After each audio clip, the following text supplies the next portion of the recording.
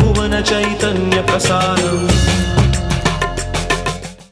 నమస్కారం, మన ధర్మం కార్యక్రమానికి స్వాగతం. ఇవాళ మన ధర్మం కార్యక్రమంలో మన ధర్మ సందేహాలను నివృత్తి చేసేందుకు మనతో పాటు ఉన్నారు ప్రముఖ ఆధ్యాత్మికవేత్త శ్రీ గడ్డమనుగు రామకృష్ణమూర్తి గారు. గురుగారు నమస్కారం. శ్రీమాత్రే నమః. గురుగారు, ఎన్నో సందేహాల సమాహారంగా యోగా వాసిష్టాన్ని పేర్కొంటారు కదా, ఈ యోగా వాసిష్టాన్ని ఎవరు రచించారు? ఆదికవి వాల్మీకి 24,000 శ్లోకాల రామాయణాన్ని రచించిన మహానుభావుడు. ఆయనే 32,000 శ్లోకాల యోగ వాసిష్టాన్ని ప్రపంచానికి అందించాడు. వేదవేద్యే పరే పుంసి జాతే దశరథాత్మజే వేద ప్రాసేతజాసీత్ సాక్షాత్ రామాయణాత్మన అని రామాయణాన్ని గురించి చెబుతూ ఆ వేదమే రామాయణ గ్రంథంగా అవతరించింది. వేదంలో చెప్పబడిన ఆ పరబ్రహ్మమే రామచంద్రమూర్తిగా అవతరించాడు. ఇలా ఏ పరబ్రహ్మమైతే దశవర్ష సహస్రాణి దశవర్ష శతాని చ వత్స్యామి మానుషేలోకి పాలయం పృథివీమిమాం అని వాగ్దానం చేసి మరీ భూమండలం మీద అవతరించి ధర్మరక్షణ కోసం 11,000 సంవత్సరాలు పరిపాలన చేశాడు. ఆ పరబ్రహ్మానికి తీర్థయాత్రలన్నీ చేసి వచ్చిన తరువాత వైరాగ్యం కలిగింది. నాభినందామి మరణం నాభినందామి జీవనం యథా తిష్టామి తిష్టామి తథైవ విగత జ్వరం అని వశిష్ఠుడితో అన్నాడు. నాకు బతకాలన్న ఆశ లేదు, చనిపోవాలన్న కోరిక లేదు. ఎలా ఉన్నానో అలానే ఉంటాను. ఇదే నా జ్వరానికి నా బాధకు విరుగుడు అని శ్వాస పీల్చుకోవటం ఆపి కూర్చున్నాడు రామచంద్రమూర్తి. ఏ విధంగానైతే ఏవముక్త్వార్జున సంఖ్యే రథోపస్థ ఉపావిశత్ విసృజ్య సచరం శాపం శోక సంవిఘ్న మానస భగవద్గీతలో అర్జునుడు ధనుర్బాణాలన్నీ రథం దగ్గర పారేసి శోక సంతప్తుడై యుద్ధం చేయనంటూ కూర్చున్నాడో అలా రామచంద్రమూర్తి కూర్చున్నాడు. అక్కడ అర్జునుడికి శ్రీకృష్ణుడు బోధ చేస్తే ఇక్కడ రామచంద్రమూర్తికి వశిష్ఠుడు అద్భుతమైన విజ్ఞానాన్ని యోగ వాసిష్ఠం రూపంలో అందించాడు. అందుకే దీన్ని వశిష్ఠ గీత వశిష్ఠ రామాయణం అని కూడా అంటారు. రజస్తమోభ్యాం రహితాం శుద్ధ సాత్విక పాతినీం మతిమాత్మన సంస్థాప్య జ్ఞానం శ్రుత్వా స్థిరో భవ అని చెప్పాడు వశిష్ఠుడు రాముడితో. నువ్వు రజోగుణాన్ని తమోగుణాన్ని పక్కకు పెట్టి శుద్ధ సత్వగుణంతో నేను చెప్పేది వినగలిగితే నీకు జ్ఞానం సిద్ధిస్తుంది. రజోగుణం ఏం చేస్తుంది అంటే అహంకారంతో వీడేమిటి నాకు చెప్పేది అన్న భావన కలిగిస్తుంది. తమోగుణం ఏం చేస్తుంది? ఆవులింతలు నిద్రను అందిస్తుంది. ఈ రెండింటినీ వదిలేసి సత్వగుణం మాత్రమే స్థిరంగా నీలో ఉండగలిగితే, నువ్వు ఉంచుకోగలిగితే అద్భుతమైన జ్ఞానం నీకు సిద్ధిస్తుంది అని అత్ర ఆహారార్థం కర్మ కుర్యాత్ అనింద్యం కుర్యాత్ ఆహారం ప్రాణ సందర్శనార్థం ప్రాణాన్ సంధార్య తత్వ జిజ్ఞాసనార్థం తత్వ జిజ్ఞాస్యాః ఏన భూయో న జన్మ అని అద్భుతంగా అసలు నువ్వెందుకు బతకాలి, ఆహారం ఎందుకు తీసుకోవాలి అంటే ప్రాణం నిలబెట్టుకోవడం కోసం తీసుకోవాలి. ఆహారం సంపాదించుకోవడం కోసం ఎవ్వరూ నిందించని కార్యక్రమం చెయ్యాలి. ఆహారాన్ని తీసుకున్న తర్వాత ఏం చేయాలి? ఎందుకు ఈ భూమండలం మీదకి మనం వచ్చామని ఆలోచించాలి.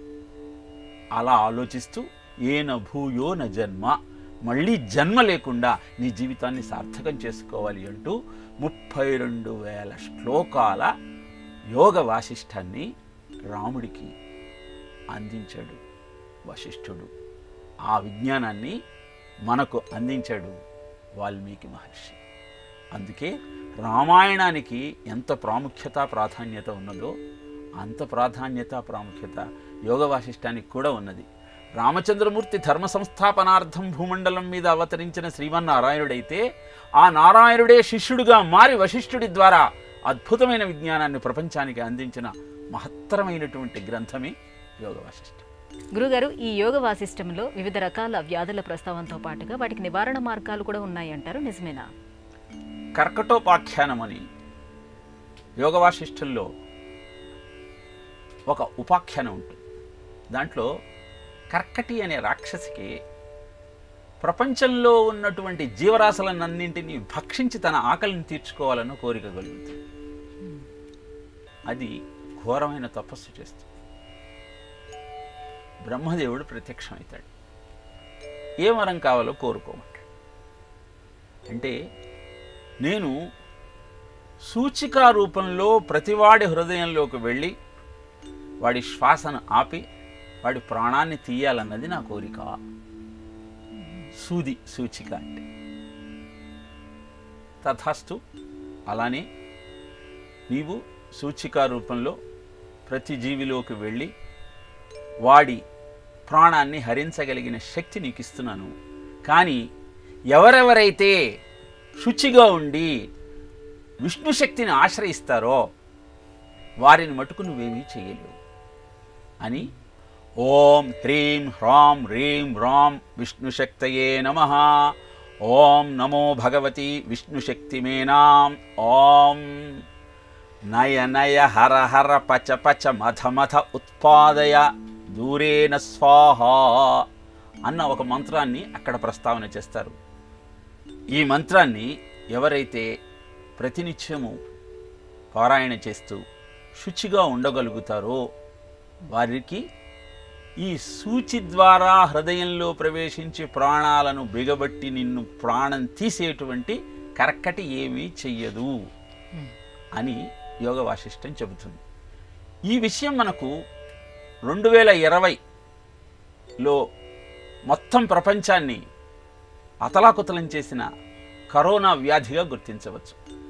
శ్వాసకోశంలోకి సూక్ష్మ కణం 500 నానోమీటర్స్ విస్తీర్ణంతో ప్రవేశించి తనకంటూ ఏ శక్తి లేకపోయినా ఆ వ్యక్తి యొక్క కణజాలాన్ని తన ఆయుధంగా మార్చుకొని అతని ప్రాణాన్ని తీసేటువంటి కరోనా వ్యాధి ప్రస్తావనే ఈ కర్కటోపాఖ్యానం. మరి విష్ణునామాన్ని జపించినంత మాత్రాన ఈ కరోనా వ్యాధి నుంచి ఎలా బయటపడతాం అన్న సందేహం మనకు కలుగుతుంది. విష్ణు శబ్దానికి అర్థము చరాచరేషు భూతేషు వేషనాత్ విష్ణురిచ్యతే. అందరిలో ఉన్నటువంటి ఆ ఆత్మ చైతన్యం ఒకటే, ఆ విష్ణుతత్వం ఒకటే.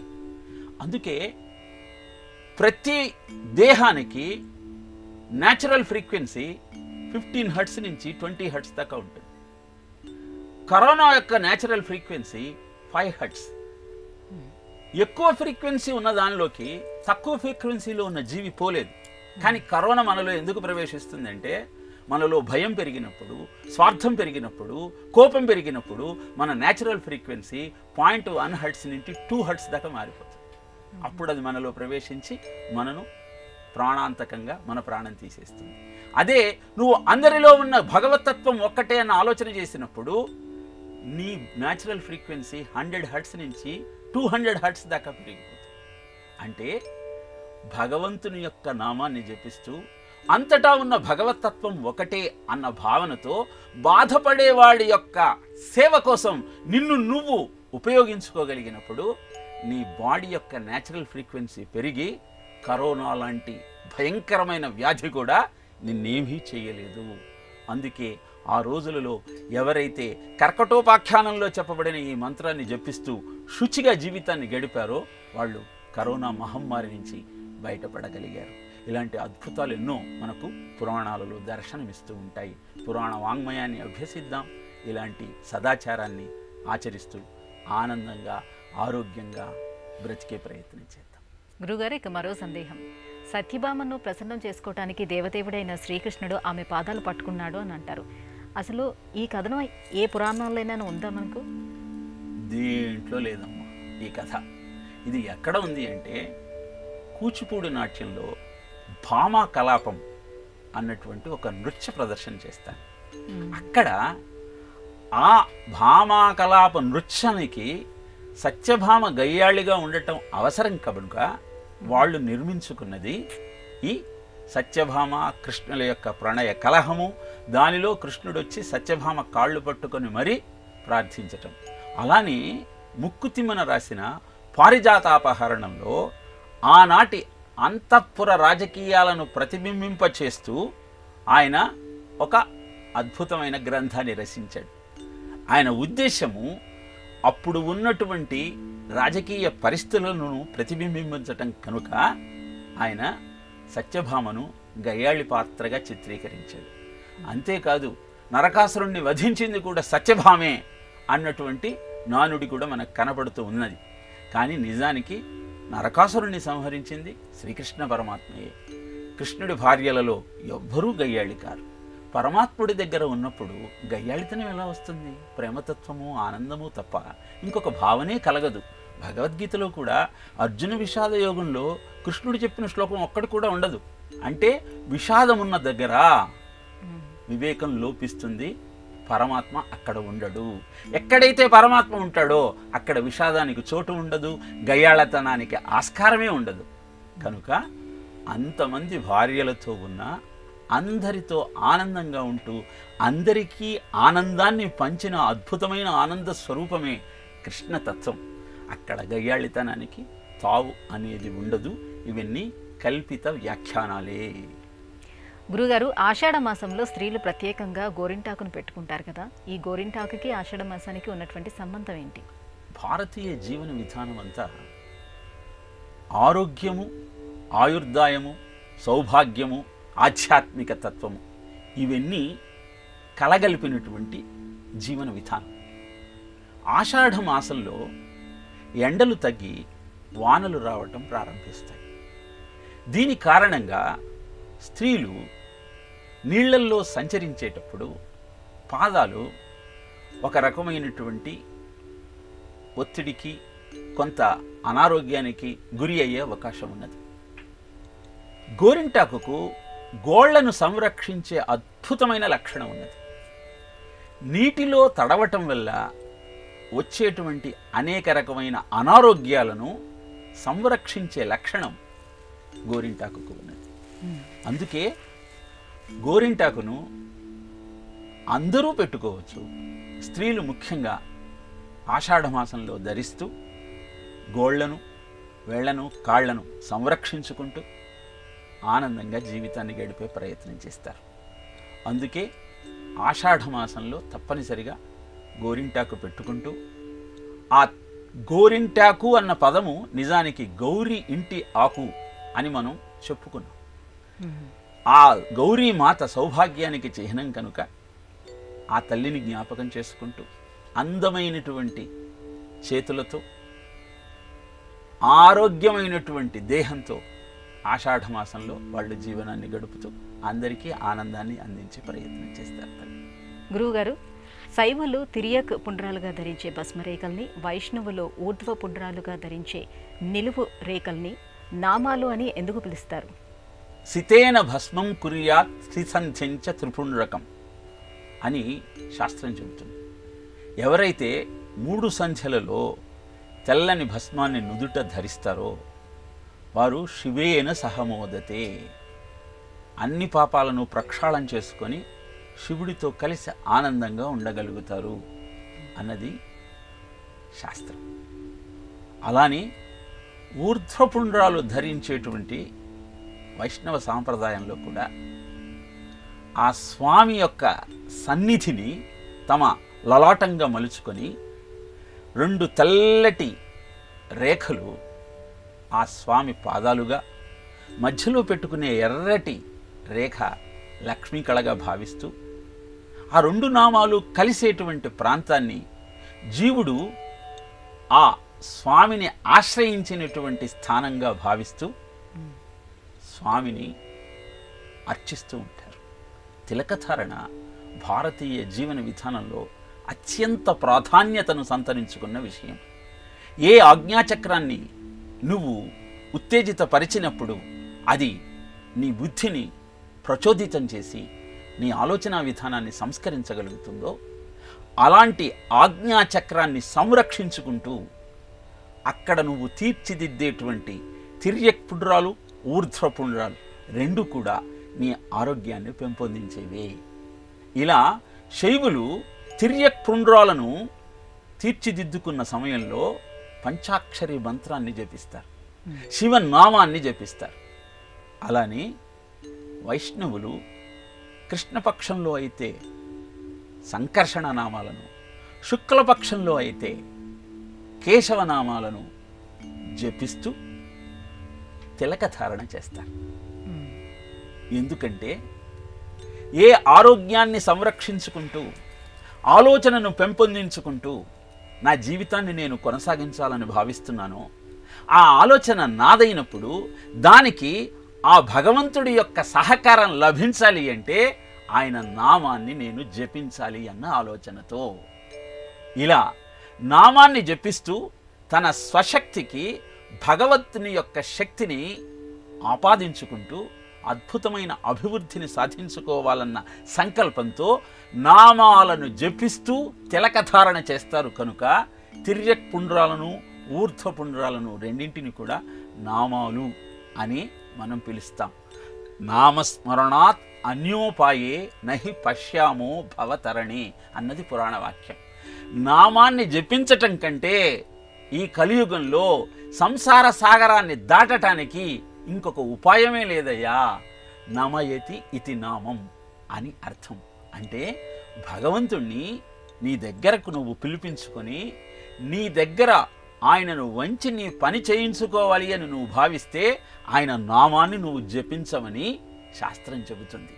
అంత శక్తి ఉన్నది నామానికి.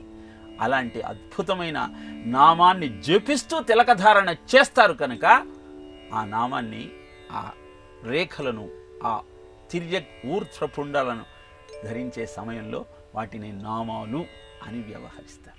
గురుగారు, మహావాక్యాలు అంటే ఏమిటి? ఈ మహావాక్యాల ప్రాశస్త్యాన్ని ఎలా విశ్లేషించుకోవాలి? ప్రజ్ఞానం బ్రహ్మ, అహం బ్రహ్మాస్మి, తత్మవమసి, అయమాత్మా బ్రహ్మ, వీటిని మహావాక్యాలు అంటారు. ఇవి ప్రజ్ఞానం బ్రహ్మ అన్నది ఋగ్వేదంలోని ఐతరేయ ఉపనిషత్తు నుంచి గ్రహింపబడిన అద్భుతమైన వాక్యం. అంటే ఆనందానుభవమే బ్రహ్మ. ఆనందానుభవం అంటే are you working for happiness are you are with happiness? నువ్వు ఆనందం కోసం ప్రయత్నిస్తున్నావా? నువ్వే ఆనంద స్వరూపుడివా? ఆనందం కోసం వెతుక్కున్నంత సమయంలో నీవు వెతుకులాటలోనే ఉంటావు. నీవే ఆనంద స్వరూపమన్న భావన నీలో ఉంటే ఏది వచ్చినా అది ఆనందంగానే భావిస్తావు.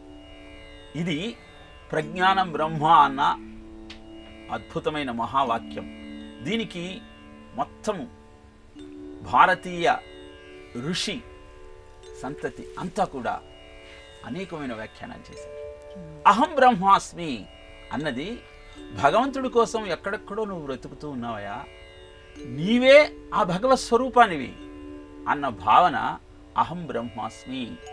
భగవంతుడట అందరూ ఎప్పుడూ ఏదో ఒక కోరిక కోరుతూ ఉన్నారు, నేను కనపడటం వల్ల ఎక్కడ ఉంటే వీరు నన్ను గమనించలేరు అని ఆలోచన చేసి ప్రతి వ్యక్తిలో ఈశ్వర సర్వభూతానాం హృద్దేశే అర్జున తిష్టతి భ్రామయన్ సర్వభూతాని యంత్రారూఢాని మాయయ. ఈశ్వర చైతన్యము ప్రతి ఒక్కడిలో వచ్చి కూర్చున్నది. ఎంతసేపు ఆనందం కోసం బయట వెతుక్కునేటువంటి జీవుడు ఏనాడు తన అంతర్ముఖుడు అయి లోపల ఉన్న ఆనందాన్ని, బ్రహ్మాన్ని గమనించలేడు. కనుక నేను వీడి లోపలైతే క్షేమంగా ఉంటాను అన్న భావన కలుగుతుంది. అందుకే ఎక్కడో లేడు భగవంతుడు, నువ్వే ఆ భగవత్ స్వరూపానివి. మమైవాంశో జీవలోకే జీవభూత సనాతన మనశ్శష్టానేంద్రియాణి ప్రకృతిస్థాని కర్షతి. ప్రతివాడు ఆ భగవంతుడి అంశయే అన్నది ఈ అహం బ్రహ్మాస్మి. ఇది యజుర్వేదంలోని తైత్తరీయ ఉపనిషత్తు నుంచి గమనింపబడినటువంటి వాక్యం. అనంతరం తత్వం అసి. తత్ అంటే అదే, ఏ పరబ్రహ్మం గురించి మాట్లాడుతున్నావో అదే. త్వం నీవు, అసి అయి ఉన్నావు. నువ్వు ఎవరివో కాదయా, ఆ పరబ్రహ్మానివే. ఇది సామవేదంలోని ఛాందోగ్యోపనిషత్తు నుంచి గమనింపబడిన వాక్యం. అయమాత్మా బ్రహ్మ. ఇది అథర్వణ వేదంలోని మాండుక్యోపనిషత్తు నుంచి గమనింపబడింది. ఇలా ఈ నాలుగింటిని మహావాక్యాలు అన్నారు.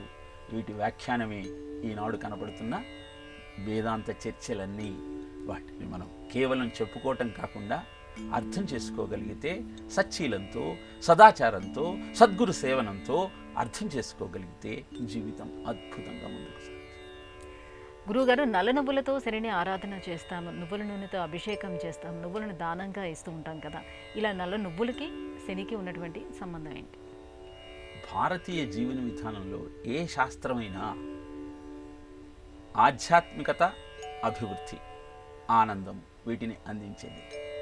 సంకేతాత్మకంగా గ్రహాన్ని తెలియజేస్తూ దాని లక్షణాన్ని వివరిస్తూ దాన్ని శాంతి చెయ్యాలి అంటే ఎలాంటి పదార్థాలను, ధాన్యాలను, రత్నాలను ధరించాలో తెలియజేస్తూ ఉంటాడు.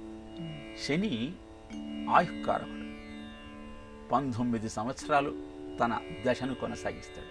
అందుకే 19 సంఖ్య అంటే శనికి ఇష్టం. నీల సమాంజన భాసుడు.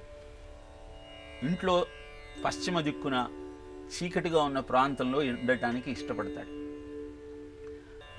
ఆయుష్కారకుడైనటువంటి శనికి ఆయుష్ను పెంపొందించేటువంటి పదార్థాలంటే ఇష్టం ఉండటంలో ఆశ్చర్యమేమున్నది. నువ్వులు ఆరోగ్యాన్ని ఇనుమడింపజేసే అద్భుతమైన సాధనం.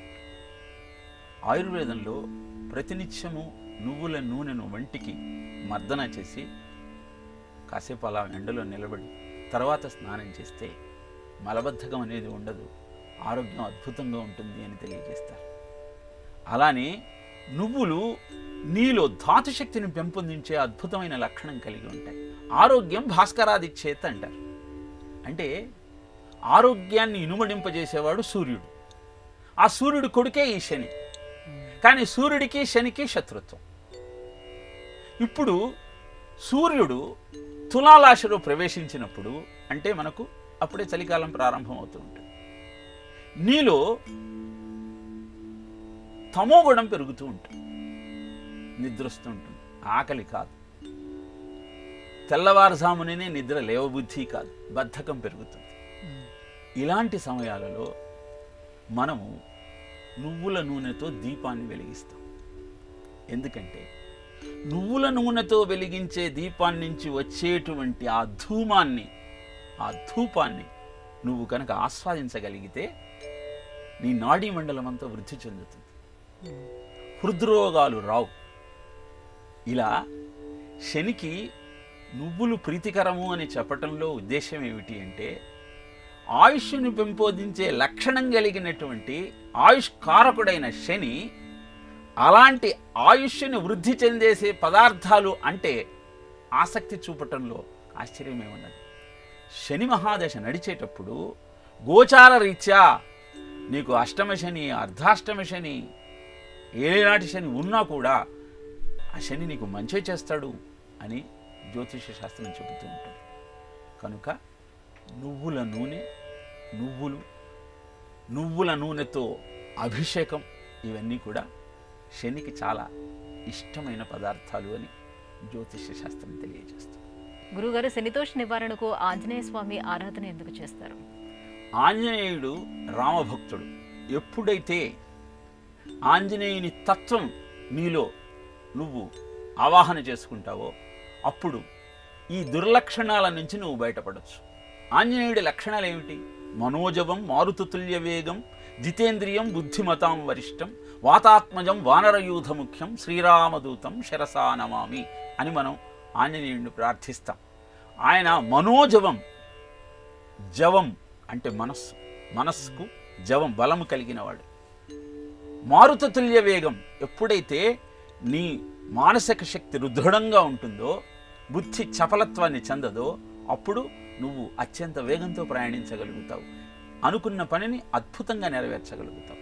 అలా చెయ్యాలి అంటే జితేంద్రియం, నీ ఇంద్రియాల మీద నీకు పట్టు ఉండాలి. బుద్ధిమతాం వరిష్టం, ఎప్పుడైతే నిశ్చయమైనటువంటి మనస్సుతో తదనుగుణమైన బుద్ధితో ఇంద్రియములన్నింటి మీద నీవు స్వాధీనత సంపాదించుకోగలుగుతావో అప్పుడు బుద్ధిమతాం వరిష్టం. వరిష్టం అంటే సూపర్లేటివ్. బుద్ధిమంతులలో నువ్వు అగ్రగణ్యుడివి. వాతాత్మజం వానరదీయూథ ముఖ్యం, నీ తండ్రి నీకు మార్గదర్శకుడవుతాడు. అంటే వాయుదేవుడి కుమారుడు హనుమంతుడు. వాయువు యొక్క లక్షణం ఏమిటి అంటే ఎక్కడ అపవిత్రత ఉన్నా, దుర్గంధం ఉన్నా పారద్రోలగలుగుతుంది. అలా నీ ఉనికి నలుగురికి ఆదర్శం అవుతుంది. వానర యూథ ముఖ్యం, వానరులలో అప్పుడు నువ్వు ముఖ్యుడివైతావు. ప్రజలందరిలో కూడా నువ్వు అగ్రగామివైతావు, అగ్రగణ్యుడిగా గుర్తింపబడతావు. శ్రీరామదూతం శిరసా నమామి. అలాంటి ఆంజనేయుడి లక్షణాలను ఆపోసన పడుతూ ఆవాహన చేస్తూ నేను రామచంద్ర ప్రభువు దూతగా ఏది నా ప్రయోజకత్వం కాదన్న భావనతో జీవితాన్ని గడిపే ప్రయత్నం చేస్తానన్న భావన నీలో ఉత్పన్నమైనప్పుడు, అహంకారం అంతరించినప్పుడు ఏ శని నిన్ను ఏమీ చేయలేడు. అదే ఆంజనేయుణ్ణి నువ్వు ఆరాధించటం వల్ల శని ప్రభావం నీ మీద ఉండదు అని చెప్పటంలోని ఆంతర్యం. గురుగారు, ఇవాళ మన ధర్మం కార్యక్రమంలో మాకు వచ్చినటువంటి ఈ ధర్మ సందేహాలన్నీ నివృత్తి చేసినందుకు ధన్యవాదాలు. కృష్ణార్పణ. ఇది ఇవాళ మన ధర్మం కార్యక్రమం. రేపటి మన ధర్మం కార్యక్రమంలో మళ్ళీ కలుసుకుందాం. నమస్కారం. ఈ కార్యక్రమాన్ని తిరిగి చూడాలనుకుంటే www.youtube.com/ETV Life Spiritual లో చూడవచ్చు.